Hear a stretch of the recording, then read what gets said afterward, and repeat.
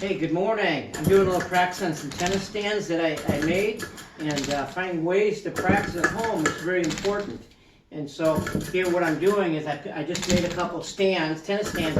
I call them tennis stands. I'm always kind of experimenting. The things that you need is you need some kind of springs. And so I get some springs. I have different types of springs that I use, and from small ones to bigger ones.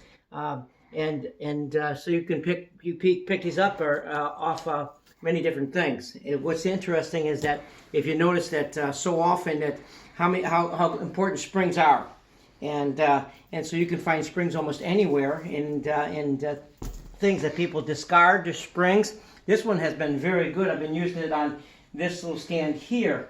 But what I did was I took an old baseball. I have an old baseball tee stand.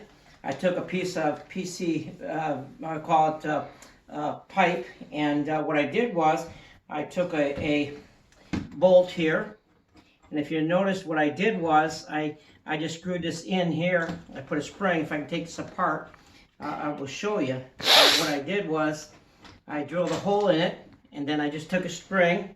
I put the tennis ball inside the spring, inside the spring like this, and then I just went ahead and piece this together like this, and now I got it. It's so simple to make a tennis stand. And so I used an old baseball stand. I used part of the baseball stand, and now I can just practice hitting tennis balls with my racket. And this one here, I did basically the same thing. I just took a piece of pipe. It's an old lamp stand. It's just a lamp stand someone discarded, and took another piece of pipe that I took off of another thing that I could use, and I just slide this in here. And I put the spring in there, and now I just have I'm able to just practice tennis with a tennis stand indoors. I mean, it's always good if you have a wall, you can hit off a wall, but this is nice to be able to practice indoors, whether it's cold, snowy, or rainy outside. I can practice, and I have them different heights. And so things that I needed were springs, okay? I used a drill to drill a hole in the pipe to be able to attach a string. I used a little, I needed a little bolt with a bolt like this, so I can just kind of put this here.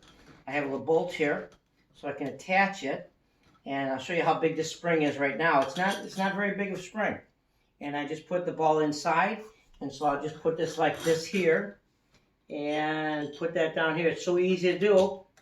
And now I have a little tennis stand, and I can adjust this one the height I want. I can go higher or lower, and so this is a great way of practicing. And you need a tennis ball, you need some springs, you need some kind of stand. Maybe perhaps someone discards a stand. Just piece it together, drill a hole, get a nut and bolt, some kind of nut and bolt like I have on these here, a nut and bolt, and put them together. So you see how it's situated, and then I can just practice. And so, of course, a tennis ball, a spring, okay, a bolt, some kind of stand, drill a hole in it. Just get your drill, get a drill out, and get a spring, and being able to make a simple tennis stand. It doesn't take much, and then you're off to practicing again. You can practice at home. And so I hope this is helpful. I know it's not professional, but it's much cheaper.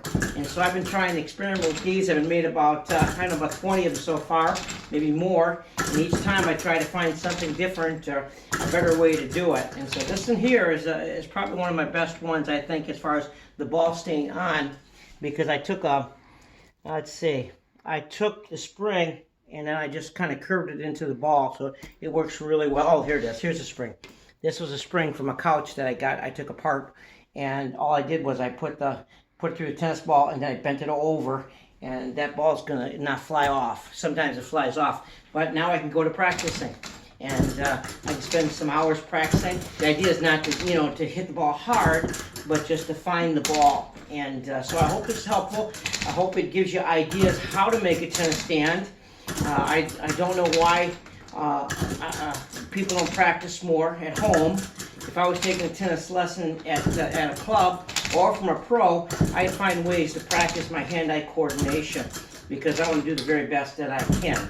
And so just a little help. I hope this is helpful. You can give me some responses if you liked it. And that's all.